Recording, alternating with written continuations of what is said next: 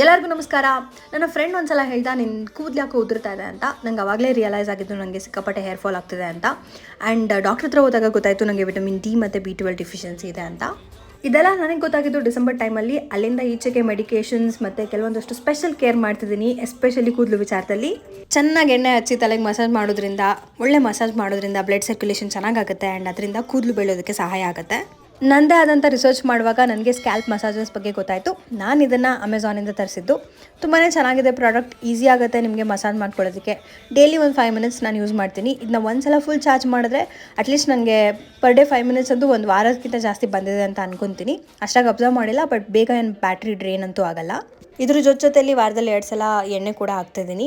So overall ನನ್ನ ಕೂದಲುದ್ರದ್ದು ಕಮ್ಮಿ ಆಗಿದೆ, ಫಾರ್ ಬೆಟರ್ ಆಗಿದೆ. ಈಗ ಲಾಸ್ಟ್ ಒಂದು 4 ಮಂತ್ಸಲ್ಲಿ ಅಬ್ಸರ್ವ್ ಮಾಡಿದ್ದೀನಿ. ಇದನ್ನು 1 ಮಂತಿಂದ ಯೂಸ್ ಮಾಡ್ತಿದ್ದೀನಿ. ಲಿಂಕ್ನ ನಾನು ಡಿಸ್ಕ್ರಿಪ್ಷನ್ ಬಾಕ್ಸಲ್ಲಿ ಹಾಕಿರ್ತೀನಿ, ನಿಮಗೂ ಬೇಕಿದ್ರೆ ಒಮ್ಮೆ ಟ್ರೈ ಮಾಡಿ.